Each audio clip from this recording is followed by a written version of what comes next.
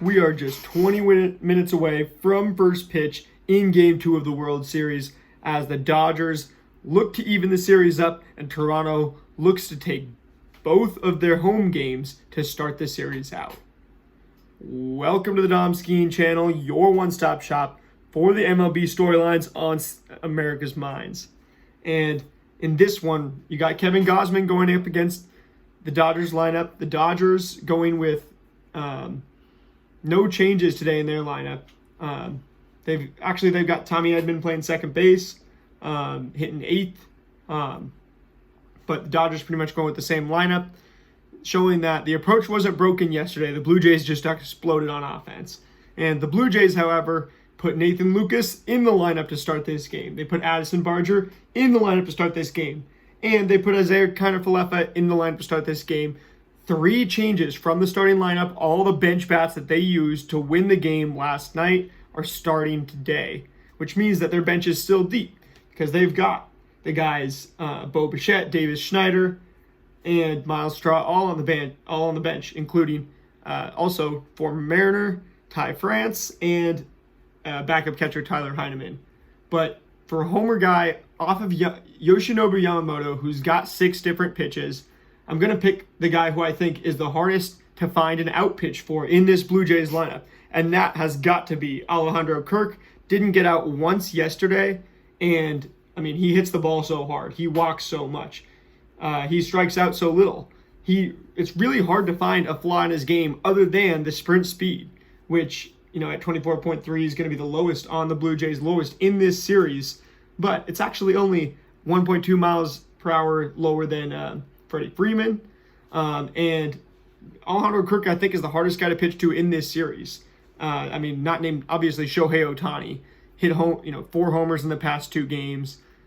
He's probably going to hit a homer for the Dodgers. He's the easy choice. I'm not going to take the chalk choice, though. I want to go with Teoscar Hernandez, a guy who loves this stadium, knows how to hit bombs in it, and he's going up against a 3-pitch pitcher. If you're a Mariners fan and you remember having Teo and Gino Suarez in the middle of that Mariners lineup, big, tall hitters who can only hit when they know what's coming. However, the Dodgers have worked with Teo, and he's a little bit better at dealing with those breaking balls, fouling them off, taking longer at-bats. And Kevin Gausman only has 3 pitches. We'll see if he decides to throw some sinkers today, but he's probably, just going to go with his classic 4-seam, split, slider combo, and whereas Yamamoto has all these different pitches, and it feels a lot like the Bryce Miller games in the ALCS that the Mariners won both of. So I'm going to go ahead and take the Dodgers to win this one. I'm going to say, their offense, 4 games even when they're, have a bad game.